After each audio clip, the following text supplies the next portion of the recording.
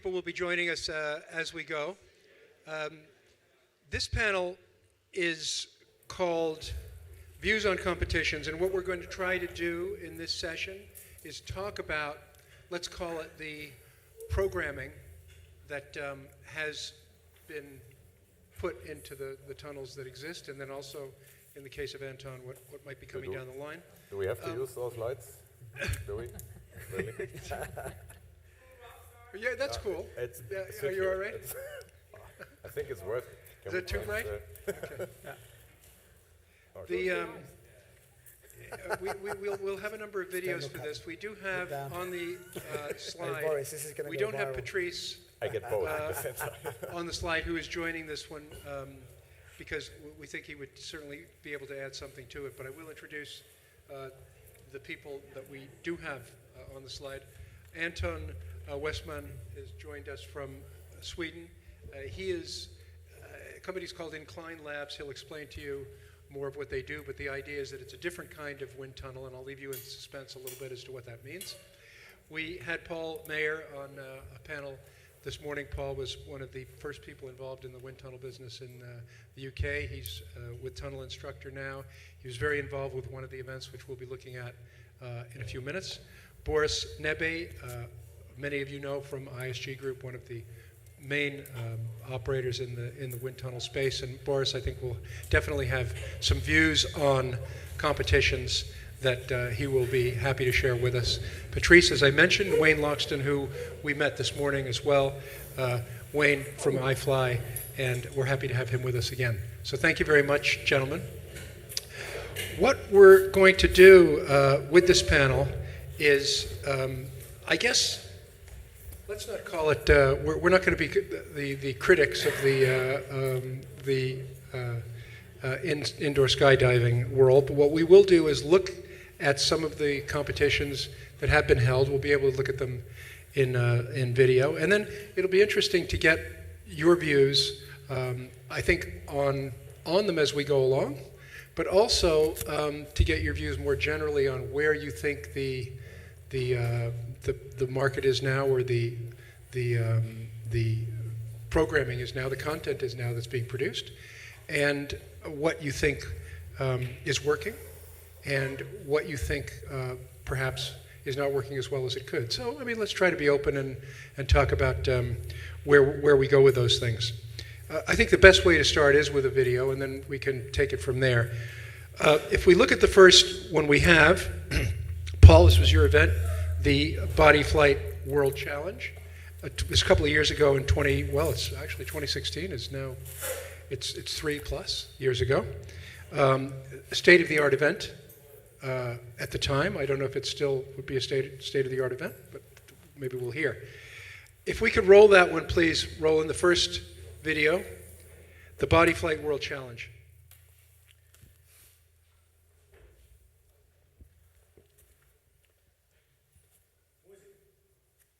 I believe I can fly.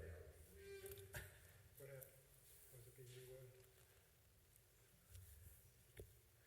That's a fast competition.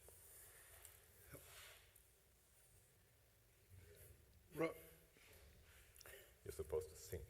Okay. Oh, here we go. Okay. Do we have sound rolling for this? Oh, okay, sorry. Okay, it will be coming up momentarily. In the meantime, the amount of material that's out there in the market, is there a lot that's being created? Boris, do you think? I mean, is there... What do you say? I mean, do you think that there is a sufficient amount of stuff that's being done? Amount of stuff? Of events and competitions? Events. Or do you think there's a shortage? Well, and I think it has come a great way. You know, we all started doing our own little competitions, and now we're on a level that we have official. Do you hear that? Ooh. Okay. You're mysterious.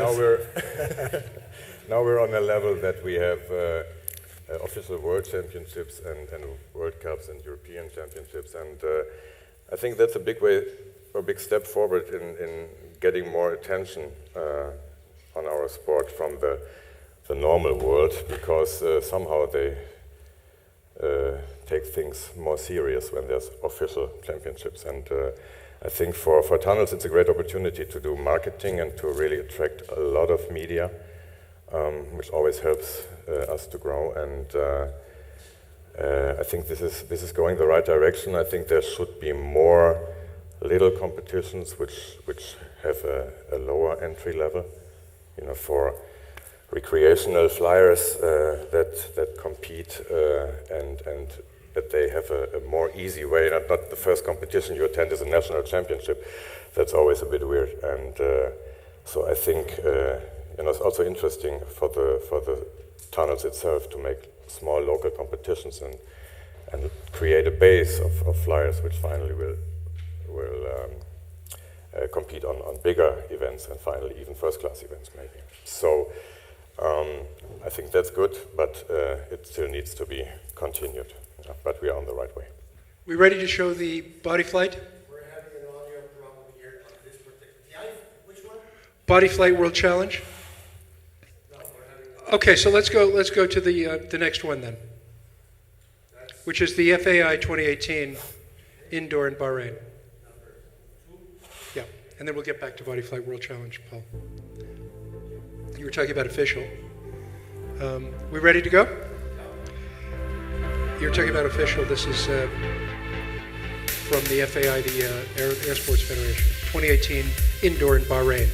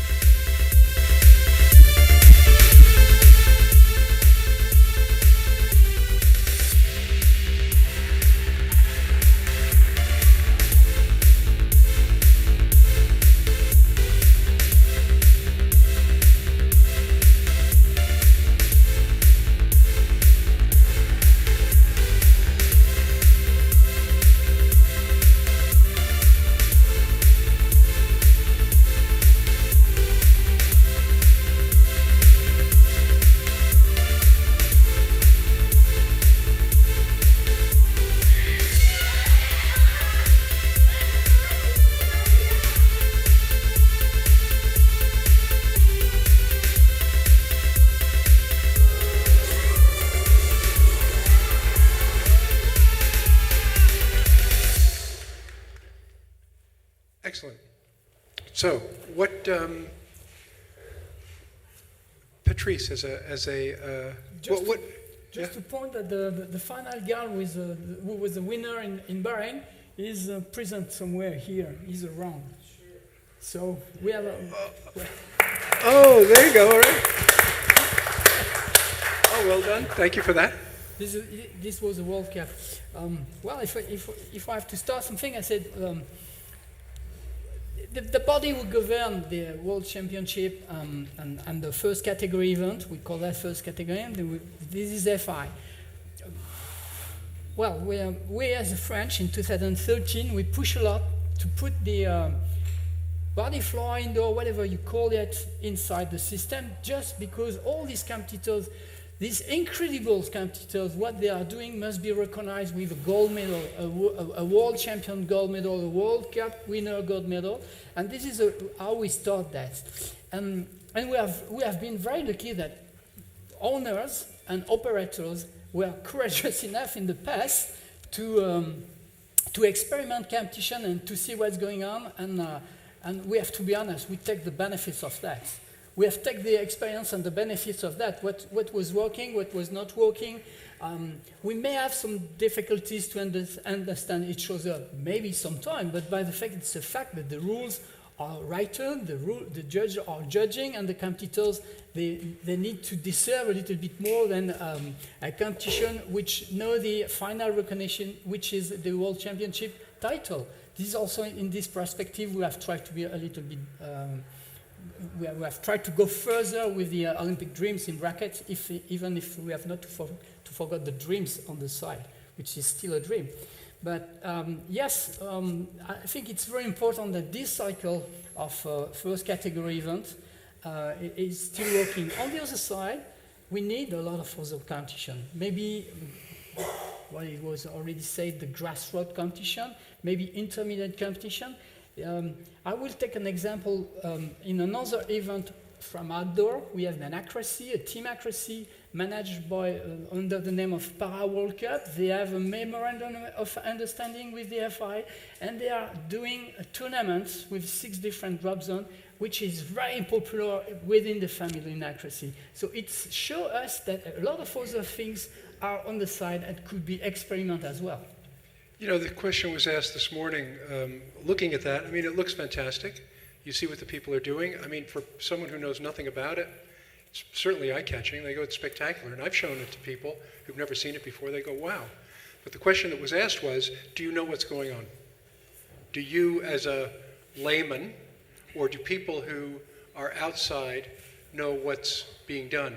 And do you think, I mean, Wayne, for example, do you think that a sufficiently strong job is being done at events or in terms of promotion to make people aware of what these competitions, what they entail, how difficult they are? I mean, the reality of it is, I hate to put it this way, but the reality of it is that it looks like, oh, they're just up there flying through the air. When we know that's not what it is. It's a lot more difficult than that, and a lot more technical than that. Yeah, I think we touched upon it earlier. The tunnels do a great job. You know, the people that are involved with it do a really good job. But it's like the Golf Channel. Only golfers watch it. Yep. And it's really good for our community. The live streams are really good for our community. And they do a really good job what they do with the expert panelists and the presenters. And it was touched upon earlier that the challenge is the next step. I think Patrice and I have sat in meetings in Lausanne where we very clearly, very quickly understood that it is about creating spectators. And I think somebody mentioned it earlier as well. Create the spectator, create the hero, create the audience, and that brings money, that brings sponsorships, etc., etc. And that's the challenge we have. We're operating at a level that's serving our community at the elite level quite well, in fact, very well. But it's the others, that other untapped 80% of the people that fly in our tunnels. You said spectators. Anton, you were mentioning before, remember when we were talking, you said, how about the facility in which people are able to watch the event? You had some comments on that? Well, most of the questions actually. Well, suppose it works. Suppose we made it to the Olympics or something similar. What would the optimal arena look like? For instance, if you look at the bid for the 2024 video, fantastic tunnel, fantastic stuff being done, but even in that video, you just see those few people sitting around. So how can you create an actual sports arena? The Super Bowl, as you mentioned earlier, I mean, it's based on a Roman amphitheater arena kind of event. Yeah, and that would be a consideration, no? Yeah, that's doable with the right investment, because we've considered about how we can do that for LA. And one of the criteria for an Olympic event of that kind is the sustainability of the operation. You can't build something that's going to be a white elephant later on. But actually, it's quite simple to build a tube inside a hangar. And then there are professional companies out there. They call it overlay. And it's the same companies that go from games to games to games. They build the venue, then they do the overlay to make it an Olympic venue. You then strip that down, and then you build your business after the event. So that's doable. It's just finding the right market and the right investment to then make that. Because in terms of spectators, you probably only need 5,000-10,000 people. That's really simple in a hangar, because some sports in the Olympic Games probably attract 3,000 or 4,000 spectators at once. So that's all doable. That's just what's the right time, where's the right location. As Simon says, building a tunnel is about 3 things: location, location, location. And then, so all that is doable. I'm repeating myself. If we could go back, just take a step back to Patrice, when you put the proposal forward for 2024, when there was an idea that you could have this in the games, did you get into the specifics of what the competition would be? Of I mean, course. how much? Of course we did. No. No, Yeah. of course, because early during the session I said we start from a blank page, which is mean that which which requirement they want, what they want from us. So they went back the previous application for Rio and for Tokyo. There was value to respect. There were some topics to fill, but suddenly the rules coming from the OCOG and the IOCs, they change. They change the way how they are going to go to the international federation. So we start from that to see if we can fulfill the IOC requirement. On the other side, at the internal in the internal community, because there is in a short time you need to decide which kind of product you are selling to them, which kind of real event. You cannot say only one. You let the people make the choice between 3-4 different events, and it was really complicated because we have not, in the past, we have not created a product media friendly for the IOC or bankable for the IOC.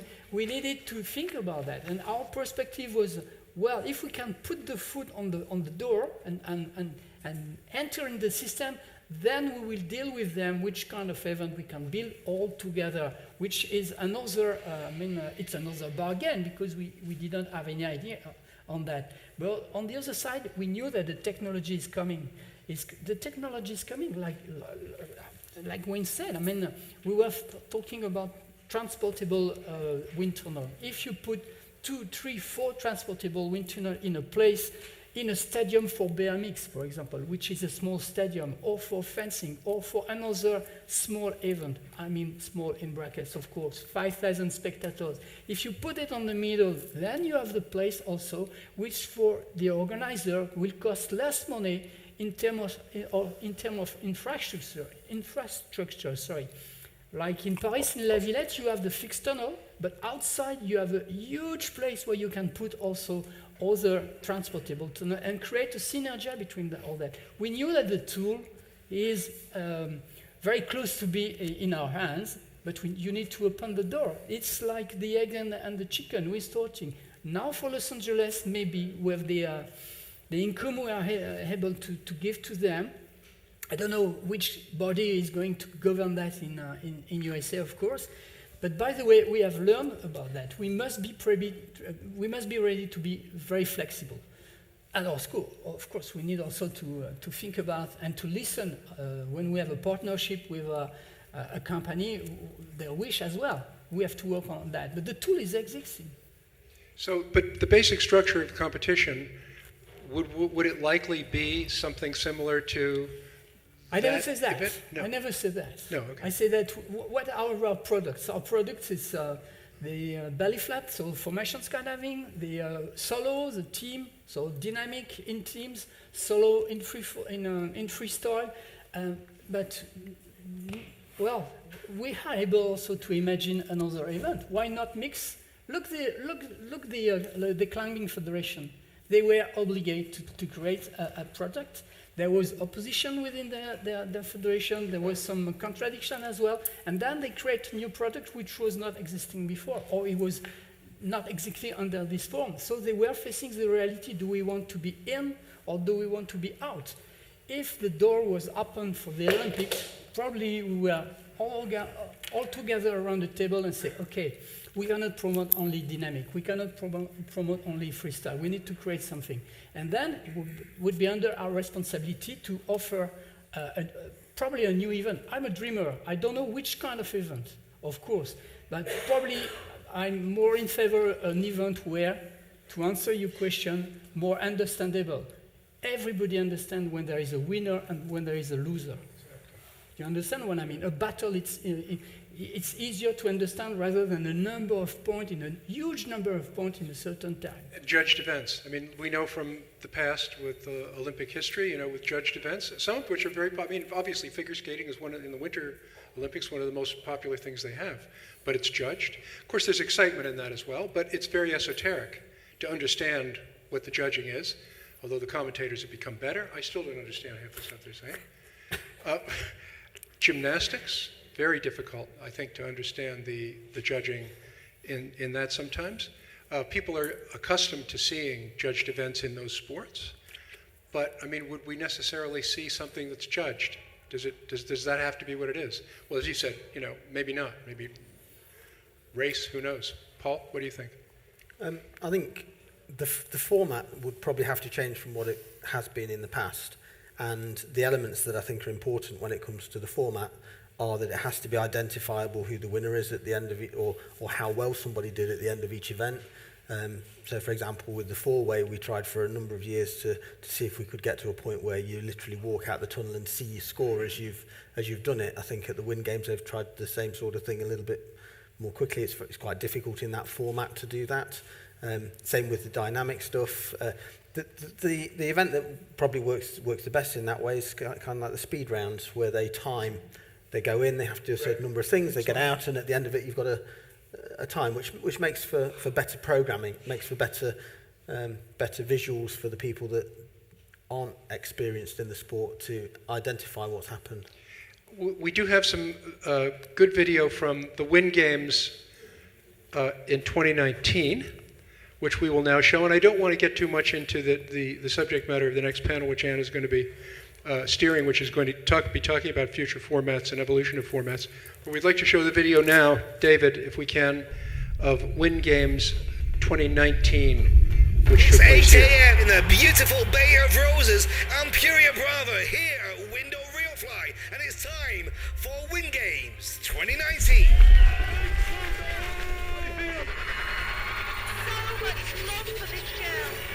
So many incredible young flyers bringing talent and skill to this competition. The tunnel is ready. The athletes are prepped. We have the new discipline of the relay races. And the best flyers in the world are here right now.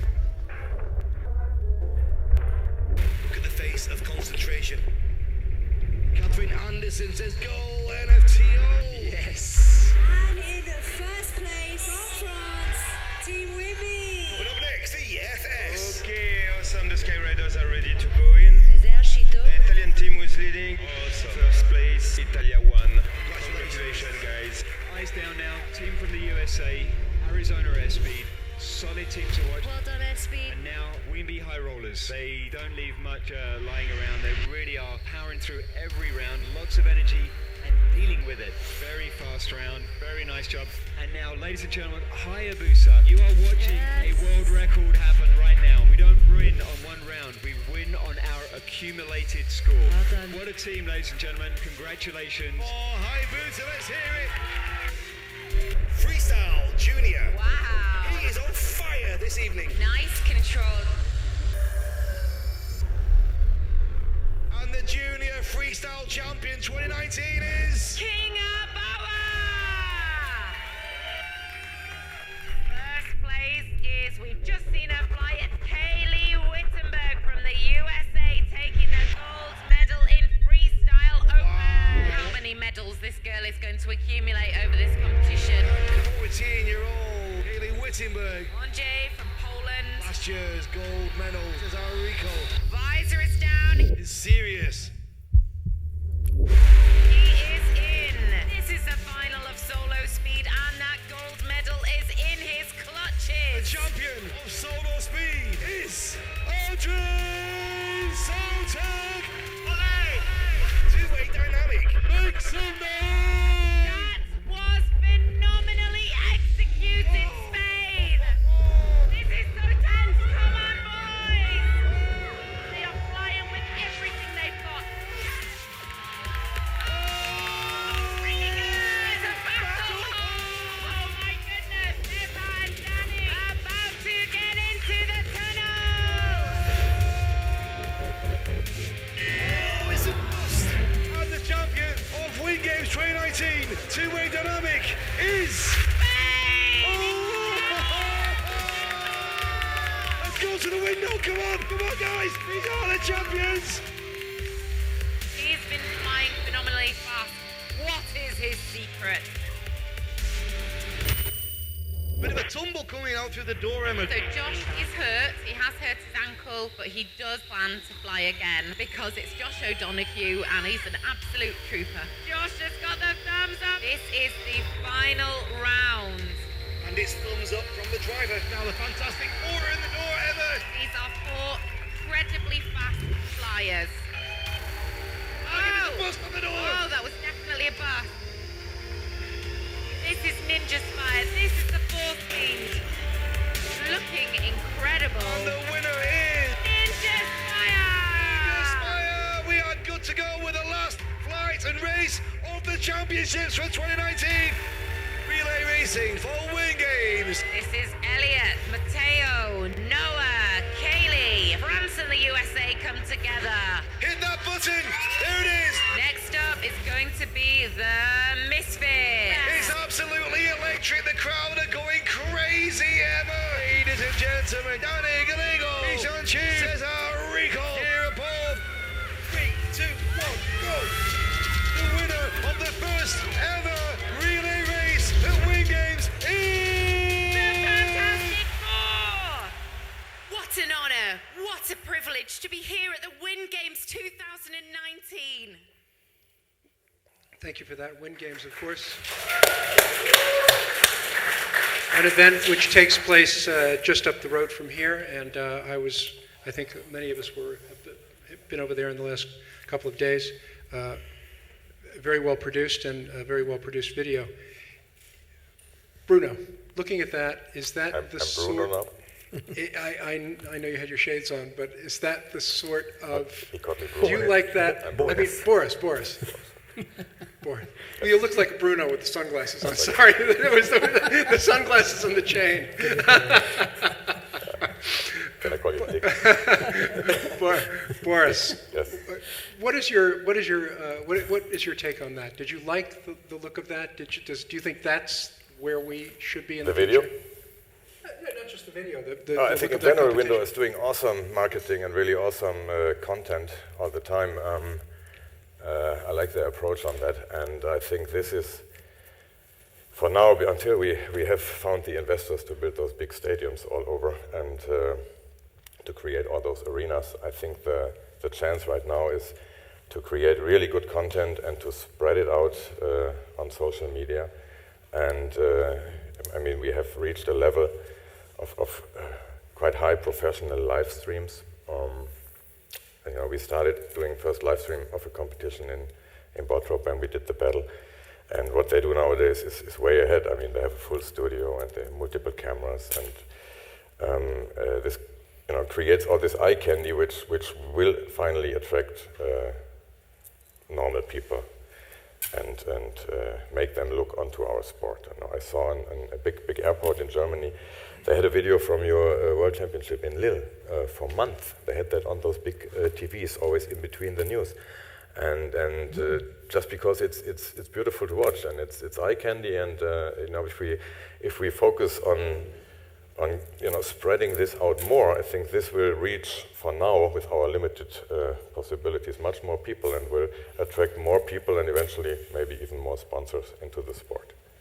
You know? Is the current environment, Wayne, and I think everyone would have a view on this, is it quite fragmented? I mean, I'm wondering whether, if you want to have a broadcaster that's interested in this, a broadcaster rather than live streaming, but a broadcaster, I think the normal desire is to have something that's got some continuity and and a sufficient volume of content. Do you think that's there now? No, it's not connected in any way whatsoever. It's down to the, you know, Anna runs the Win Games, has been doing it for many years, and it's a product, and they've now got something that works for them.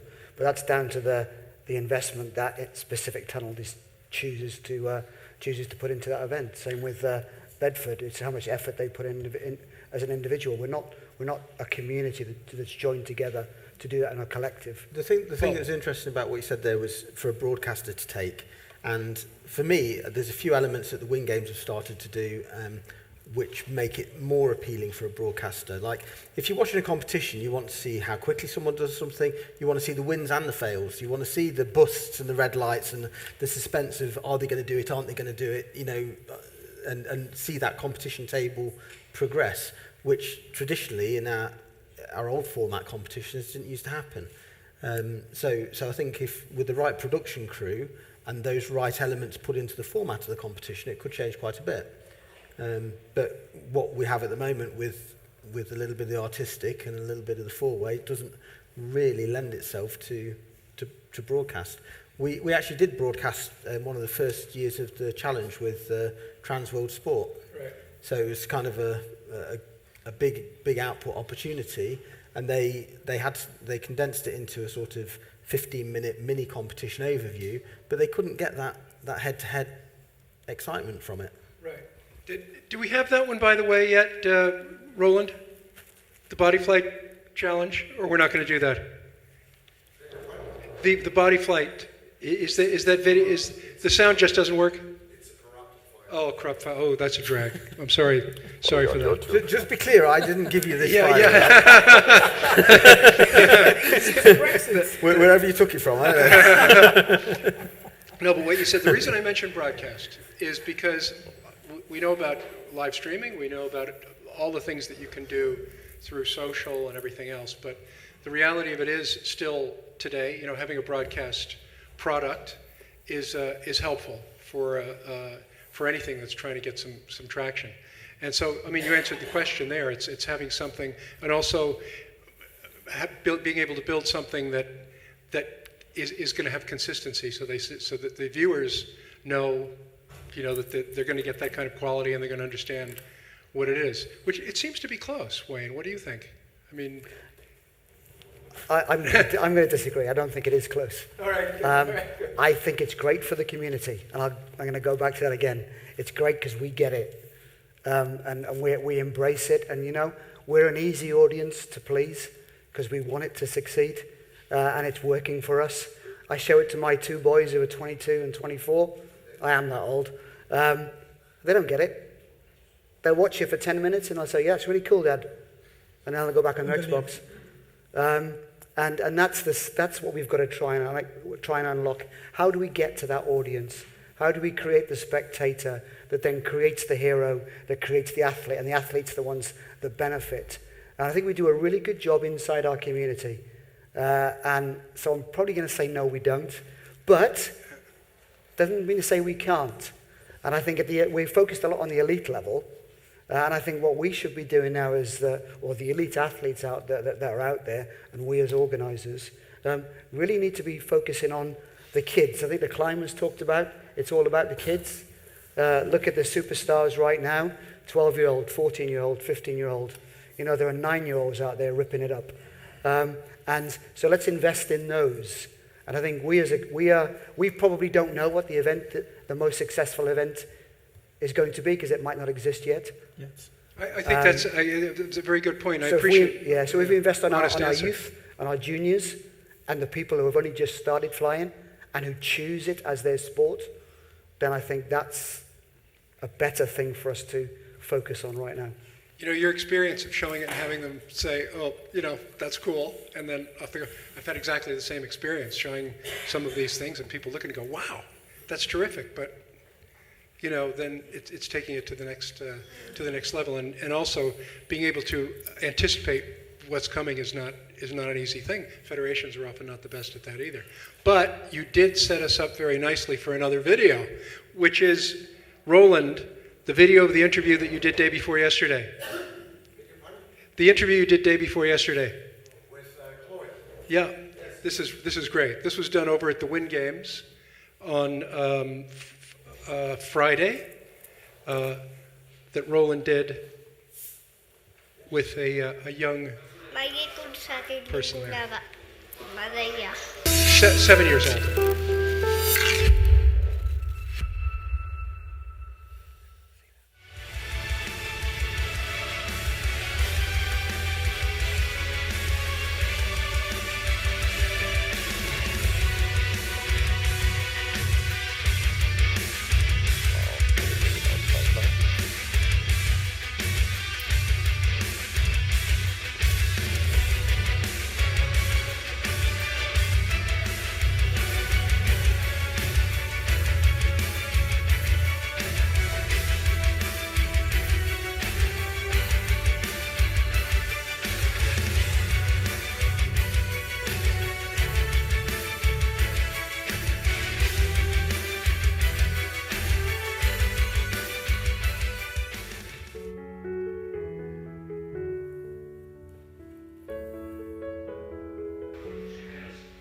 Veig el cel, que m'encanta. No vaig veure molt el cel perquè ja era quasi les 7 quan vaig fer-ho. i em va encantar, em va donar cosa així, però em va encantar. I després vaig dir, papa, vull fer-ho un altre cop, i ho vaig fer amb el papa.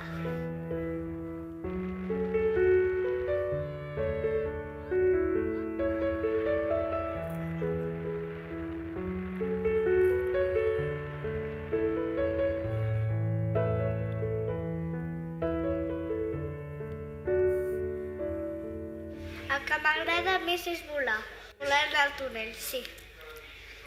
Perquè no em fa coseta, però aquí em fa coseta i després em marejo.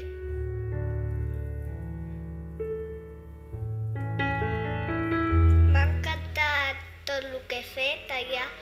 A la primera no m'ha sortit tan bé perquè he plorat una miqueta i després a la segona ho he fet bé.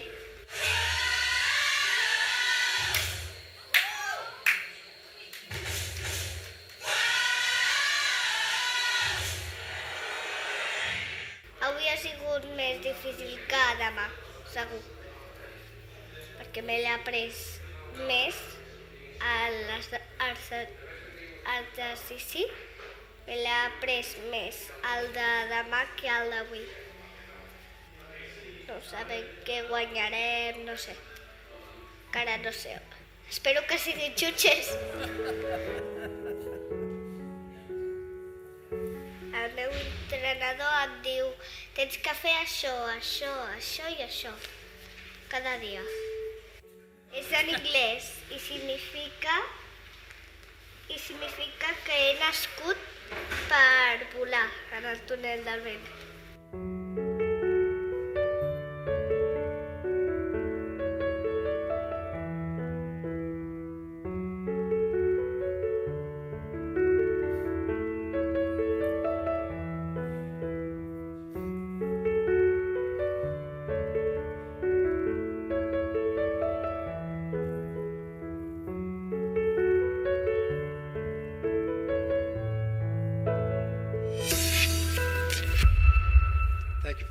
Was good. We have the generation, of course, we always say digital natives now, and this is not the first generation of digital natives. I don't think we're way down, and it's amazing what the change has been, and we've all seen it in the way young people relate to their digital lives and the way they go about things. So now maybe we have the wind tunnel natives emerging, people who, if they are starting at a young age, they're going to develop their own ways, perhaps, of wanting to compete. And in Germany we say, children mouth always tells the truth. Did she say indoor is better than out? I think she said that right. Yep. I don't know, it was just a joke. I like to see that now kids are taking it really professional, and this also will, as you just said, lead to more professional competition environment. But until those kids are really professional athletes and really competing on a level that they really can compete with the people who learned it the old school way, I would say, who skydived and worked really hard to develop their skills. I think this will still take quite some time, and for now we should more focus on what we do now to make it big, not what will happen in some years in the future. And I think an easier entry level, more smaller competitions, and more and better social media coverage is probably one good thing to do right now and worth to focus on. Anton, I haven't asked you because I said we were going to talk about your different kind of tunnel. If you could tell us a bit about what it is that you're doing, and you have a competition strategy, and you're doing some things in other sports as well, but maybe we can touch on that. But that's not the main thrust here. Anton, where's the facility in Sweden? It's in Stockholm. I think that I should not talk much or long, since I represent the newest and smallest aspect of indoor skydiving. But basically what we've done is that we've built a big inclined wind tunnel that stands at an angle to the horizon. The airspeed is variable, of course, but so is the inclination. It stands on huge, powerful, and quite fast hydraulics. So this means that you can change the airspeed and you can change the angle. And the effect of that, are you hearing me? Yep. In the back? Yeah, thank you. And the effect of this is that anything that can fly in this. You just choose the right airspeed and choose the right angle, and then you can fly, whatever you like. And what we've been using it mostly for so far is indoor wingsuit flying. And we've been having competitions in it for about 3 years. A big international unofficial World Championships that is organized by Jarno Cordia. And then we're having quite a few club competitions. Like Mr. Ward was talking about earlier, we're trying to sort of build grassroots. So far we're so new, so it's going so-so, but we're trying. And we also had official Swedish nationals. It's an official recognized sport within the Swedish Sports Federation already. We've been developing this in cooperation with the FAI.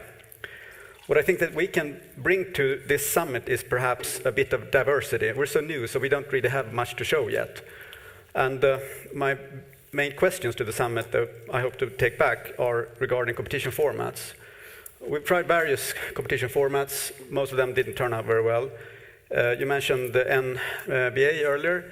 We tried indoor wingsuit basketball. It was fun to try to develop it, but it wasn't a big hit. We had hula hoops in the front net, and yeah, bad idea. Lots of bad ideas. The most mature form we have is indoor acro. We zeroed out the artistic from outdoors. It's basically FS. It's basically two-way FS indoor. And that is very popular with the athletes. But I suppose this is on the internet. I hope no one is listening. I'm not sure if it would be a very good Olympic format because it still has that basic problem, who is winning, and yeah, same as everyone else. That's it. Can I Go ahead, Wayne. Yes, can I touch on two-way FS? Probably because it's the only thing I can do. That's really important. We talk about the lower level competitions and about accessible competitions, your local meets, your events. Those things are vital to the success of our industry and of our sport. And making those two-way FS events, globalizing them, getting as many people as possible doing it is really important. And those accessible level competitions, because it all starts with belly flying. You know, that's a safety thing. It has to start with belly flying. Well, I'm saying it has to. In the future, it may not. But that level of competition is really, really important to what we're talking about here. And those low-level meets, those flight schools, connecting the flight schools together, connecting tunnels together where that's digitally. It doesn't have to be on at the same venue. You can have a competition, as we've done with the Global Kids competition. That offers its own challenges. But you can do that. And that level of competition, as you talked about, Boris, is really important. So we shouldn't lose sight. We're focusing very much on the elite athlete, but the elite athlete is going to come from somebody who's just done the two-way FS somewhere along the way. And it has to do, I think, with establishing the authenticity of what you're doing and the legitimacy of your competitions.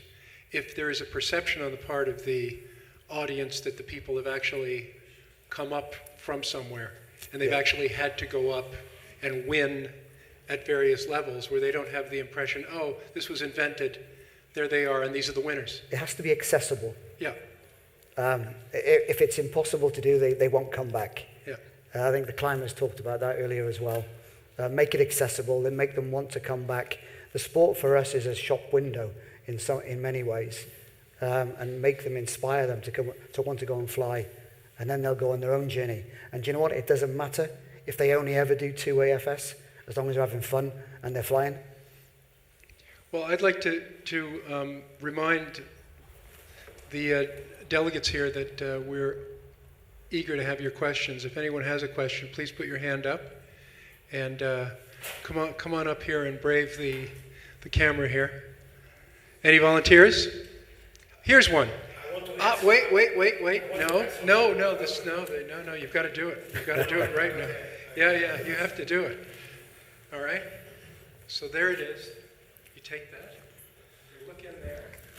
I look in there, okay. Yeah. I only want to add something about the question where it was said about how to get broadcast time. It's one of the things what we start to realize and to learn, that it was what Simon said about locations. Before our big championship were everywhere in the world, on very strange places, almost not accessible. But we start to realize that to have a championship in a country where a possible medal winner is, you get much more visibility of the television. So it starts with the location and possible winners. So it will help. Think about it. We do. Thank you for that comment. Reaction to that about local interest? Patrice? We do. We do. We are interested in the location, and also we are not really interested if there is a location not connected with athletes. And if they have no grassroots athletes, they have no potential winner, we get less interest on that, because it's also very important that behind the scene of the competition itself, something happened. Well, I'm coming from the outdoors. This is also what we try to promote. When in the past we did big competition, multiple events in a place where nothing happened after, well, we failed. That's it. We are not good enough to promote what we wanted to promote through the competition. So it's also one of the topics who makes the difference when there is a different application with different bidders. But talking about the format, well, we have to be honest. We do know the community. We do not share too much each other. I mean, for example, nobody forbid that if you try to make a competition, a 2-way, 3-way, whatever you want, you create rules. You create a panel of judges, even one judge, whatever. But we don't see any report about that. We don't see any short report about it. We have experimented this way. It was successful. It was not successful. Make reference about our conversation with Anne. When you try something, sometimes you fail, but you don't fail. You learn. You learn that the next time you will probably change and adapt it and correct it and have other inputs.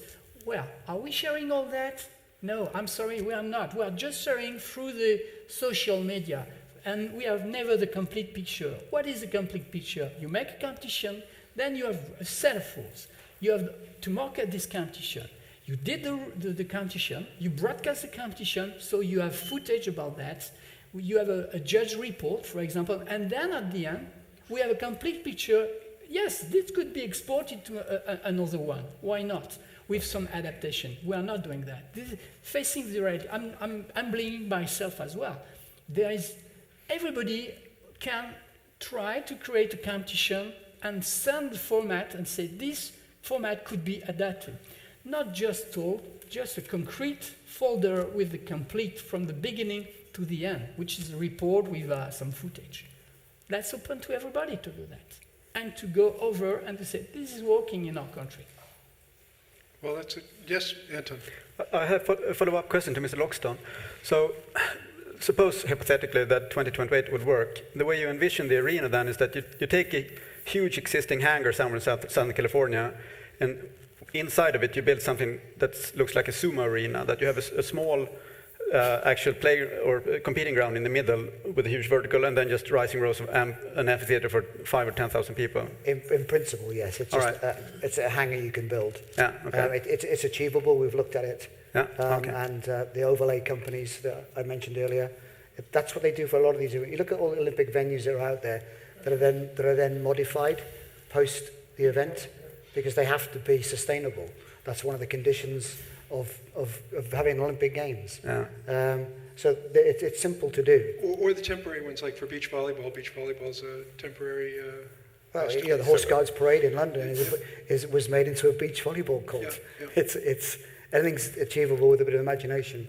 But that's for the elite level. I'm not sure that as an industry we're ever going to get to a point of building venue tunnels. We may do, but ultimately they have to be affordable, and that's a challenge. One of the things I hear from, I think the main thing I hear from this session is that there is a perception that there needs to be an accessible level of competition that would be across the sport, so people can, so it can build up from the grassroots. So somehow that's going to be where will that emerge from? How will that be done? ideas of Sorry, can you say how that again? will that be driven? How will it? Well, This is for us. This is to it. do, This is the we people drive here do. it. That's our job. That's what fills our tunnels. We do. Sorry. Yes, by all means, Anne, because you'll be taking over from here. So we're going to finish in just a minute, and I'll hand it over to you. I wasn't expecting that. I just wanted to address a couple of things that just came up on the panel. You know, we were talking about how there's various different people's opinions that the sport's not really that accessible to people from the outside, and that it's difficult to explain, and that right now people are not that interested in it. You know, the second year that we did Freestyle to Music, I just wanted to give you guys some statistics just because I've been involved in the Wind Games for a long time. And the second time we did Wind Games to Music, on the third day after the Wind Games, we were contacted by Reuters, the international news agency, to tell us that we were in the top 25 news stories in the world. We had 500 million people who had interacted on social media, and the athletes that had been involved in that Wind Games were picked up by sponsors outside of the sport. Samsung, the international face of tourism for Singapore, Google. So these are sponsors outside the sport, but one small tunnel can't drag the industry forward. So you can't expect anybody to understand your sport if you only have one event a year. So here we have a lot of manufacturers who are people who are invested. We've got technology owners. If one small tunnel can make this difference, if all of you were also involved, perhaps we could have 6 more big competitions a year and people would start to understand our sport. So you can't just expect. Look at Paul, what he's done with the challenge. Boris did the Battle of Bottrop and did a big movement with dynamic flying with that. But we have to have investment, and we have to have people believing that this is what we can do, because look at what's happening. 500 million people watching. These athletes being picked up by outside companies. We're just generating the beginning, and it's all being done while one small tunnel. If you pick up the momentum and you take it and you run with it, we can keep this moving and we can make it grow. Television companies are interested. We have to believe they are because they're watching. They're contacting the Wind Games. 25 in the world is amazing. So I don't like to hear people saying nobody's interested, nobody's watching. They are watching. 3 days ago, there were 250,000 people on the live stream. This is a competition live stream, 250,000 people. So we do have interest, and I would just like to ask the technologies and the operators, how are you going to help? Very good. Next year you should sit here. That was a question. That was a question. That was a question. That was Boris, a really good Boris, question. What was the question? I didn't really get what the question was, actually. Can I? Yeah. What was the question? It was a long question. Yes, it was a long question. How can you help? How can I help? One small tunnel can't do well, it. you know, in general, it's a great opportunity for a wind tunnel to host a small competition, but it costs a lot of money. And a wind tunnel also is always, of course, a business. And, you know, a competition is a big investment for a small company like that. And you get a lot of media feedback as a trade-off, so you get some marketing kickback. And, when you do it right, then it for sure can help to create value and to create, or to make those competitions also interesting for people, because it's a very good way, if you do it right, to make marketing. You know, when I did the first nationals in Germany, it cost me about 30,000 euros to organize it. But I was 5 times on TV. I had the head page of the biggest newspaper, and it you know, created a lot of social content which we used for month and month. And this is something which every tunnel can do, and which for every tunnel makes sense. And then we maybe get more tunnels interested, if they understand that, into investing into competitions, and that will also help the competitors and help the sport grow. So, you know, I think it's about learning how to use also those beautiful events to create attention, to do marketing. And best thing what we have, I said it before, and you just said it again, is social media. I mean, those numbers are impressive from the Wind Games, and I'm sure there's still more possible. And if you know, we could reach millions of people with those live streams, and I think that's interesting. Paul.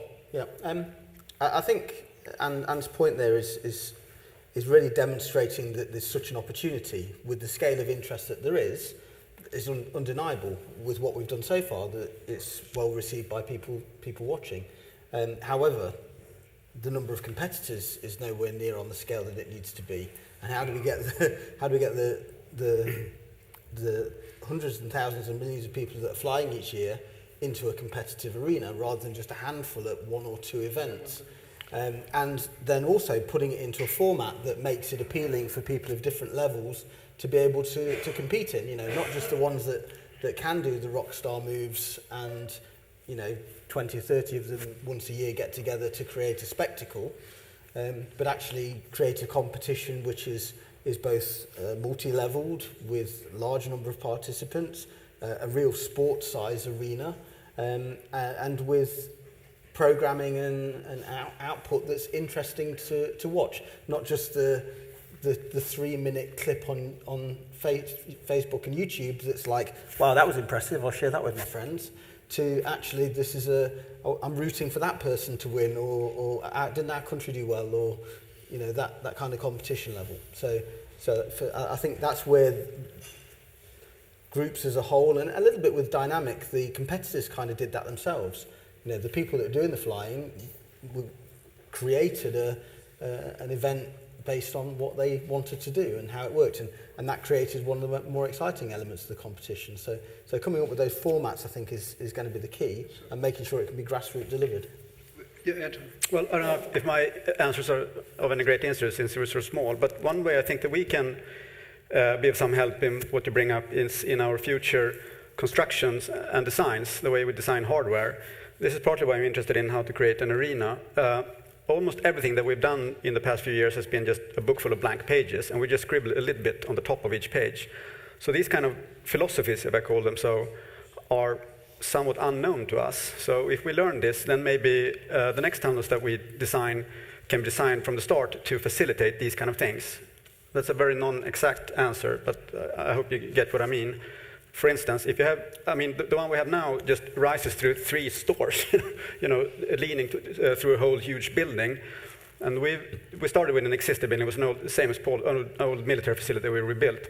But we actually tried to change the floors and build new floors to make it accessible to spectators. So we can actually have quite a lot of spectators that can be on different levels and following it. And this is a refit. So if we start from a green field, then maybe we can do something that cater much more to these things, if you understand what I mean. Thank you for that view, Wayne. I don't want to dodge that. So Anne will never forgive me unless I say something. We agree with you entirely, and I think this is what this forum is all about, because we want to go beyond that one shot that you guys have done a fantastic job with, and we go beyond the one shot by all the things that we've discussed here, and I think that's how we as a group can start working together and can start helping. But we've got to choose to do so first, and I think that's the first step. We have to make that choice as a collective. Well, I'm glad we're getting some interest from the audience and some interaction. If this lady would like to come up, and please say who, identify yourself, and if you could speak into our non-roving eye there. Okay. Static eye. I'm Gillian Rayner. I'm president of the International Skydiving Commission, which is part of the Fédération Aéronautique Internationale. And Boris said earlier on in this presentation that the World Championships and the World Cup was something that were very positive to the sport. It gives you something to aim for. And I've listened today to iFLY saying that they want to get back to the grassroots and start competition from a very early level. But when you start competition at a very early level, you've got to have something to aim for. You have to have a long-term objective. And that long-term objective has to be World Championships and World Cups. And again, to take over what Anne has just said, what are you, the manufacturers, going to do about that? Because whereas to begin with, when we first started World Championships, we had lots of bidders to host these championships. And unfortunately, that's drying up. We'd really like to expand the World Championships, move more out into the world, not just stay in Europe. But we need to have bidders. We need to have people who want to invest and host those competitions, to give our sport the visibility, to show what the sport really can be at a World Championship level. So I look to you for support of what's being done. We are open to evolve the disciplines, to make the sport more user-friendly, listen to the athletes, listen to what is needed to make our sport interesting to the World Games or to the IOC. But we need a forum to do it, and for that we need bidders to host our competitions. Thank you. Right. Thank you for that. Okay. Boris? Yeah. That's true, but it's not the manufacturers who should bid for those competitions, it's tunnel operators.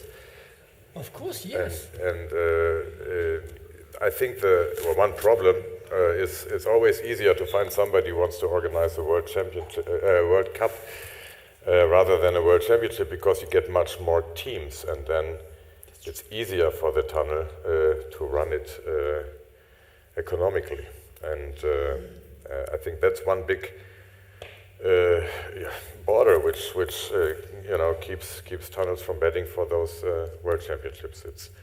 You don't get enough teams. So for World Cups, it's always easy to find one. So maybe thinking outside this box and opening up those competitions and just doing it bigger might be a chance, and also creating lower entry levels. I mean, we once started with the four-way dynamic, now it's two-way, and now it's solo speed, and I think that's awesome, because solo speed, even my mother understands what's going on when she watches it, because it's fast. I mean, you only have to watch one, and they all do kind of the same, and you can watch the time in the end. So, and that's much more easy to understand and easy to watch than four-way dynamic. And so maybe thinking about lower entry levels and opening up competitions to more competitors, that eventually is less of an economical risk for a tunnel, which in the end is a small company to organize those events. Two more, and that's it, and then we'll turn things over to the next panel. I'd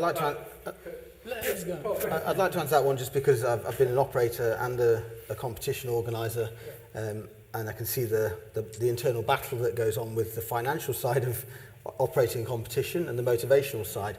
Now, in response to the question, I think the grassroots and the something to aim for go hand in hand. As an operator, I'd be far more inclined to host a competition, because let's face it, if you host a competition, you're not making money from it. It's an event that takes a lot of work to do, and the entry fees that the competitors pay doesn't even pay for the lost time that you've not sold to the general public. It really is a case of it's not, you're not doing it for a business motivation. However, you might be motivated to do that if on the back of it you had a whole stream of first-time flyers that were converting into regular, participating, multi-level training customers, which doesn't really happen a lot at the moment. You've got this gulf between the beginners and the experienced competitors, which isn't broadly filled. So I think the grassroots is key to creating competition and volume of competitors. You really need that volume of competitors training to then justify putting on spectacle events that that you see at the Win Games, or as we did with the Challenge. Because we did it not because it was a financially great thing to do. Other motivators. Patrice. It's an idea which is spread by a lot of people and coming from a long time, 2-3 years, maybe more, but it's not. It's never happened for probably business reasons. I'm not a businessman. I'm not involved in any tunnel. I'm just sometimes handling organization. But going outside and seeing how the other sports they develop, how the system they develop, Well, I'm sure that the iFLY as a body is ready to negotiate with any organizer who want to create a tournament, a worldwide tournament. You are talking about league 1 or 2 days ago. Who is going to start the league? Are we going to wait that everything is reached, the marketing, the business, the media coverage and all that to start? Or are we going to start and to see what's going on with other tunnel who have already a good knowledge about broadcasting, a good knowledge about how to manage the registration, and a good knowledge about how to spread that around the world? I'm sure the international body is ready to negotiate with that. Look at the league in soccer, the European Cup soccer. It's teams against teams. That's it. Why we have not the ISGS professional team against the Botrop professional team against the iFLY professional team? And there is no matter about the nationality. It's company against company, like in car race, in motor race, and other sports. It's just a negotiation. A world championship stay always a world championship. But the door is open. I mean, if the people who are trying to do that create a tournament of the same, everybody needs to agree about the standard. Of course, the format. Maybe if you start with the format to include some of your ideas, I'm sure that Anne is going to negotiate, and you will negotiate. There is not everything is permitted. It's just a matter of who is going to start that, and who is going to negotiate as well with the international body. There is nothing back in my mind, because I'm very free, I'm very far the business. But I can tell you on the sports side, we are really open about that. There is no special key. Tournament with a league, why not? And if I'm saying something wrong, tell me, but I think this is one of our future if we want to go outside the box. Because, well, what you have done in broadcasting, are we able to do exactly the same thing in France? I don't know. I know what we have invested in broadcast for the World Championship last year. But if we have something covered by a body over which is able to manage the broadcasting for all the tournament, we may choose several tunnels around the world. And we always think about, well, but we are losing people because there is few people who are able to travel around the world. We never think about those who are going to gain. Those who are also joining us, which at the end, if we make a tournament with 6, 7, or 8 competition, then on each place you will have people who will join. So at the end, maybe we'll get more. This is what, to answer your question, because you require us to answer your question, this is one of my proposals. Well, thank you very much, and that's a good one that does get us into that space of looking at the blue sky and the possibilities and thinking big, because that's the purpose of this event. Thank you to this group of panelists. Really good job. This basic theme we're going to continue because it's fundamental to where we are and what we're trying to achieve. And we'll be coming up. We'll be starting the next panel in a couple of minutes. We'll have to get the people that are coming up to put their mics on. But thanks very much to these gentlemen. Thank you. Great job.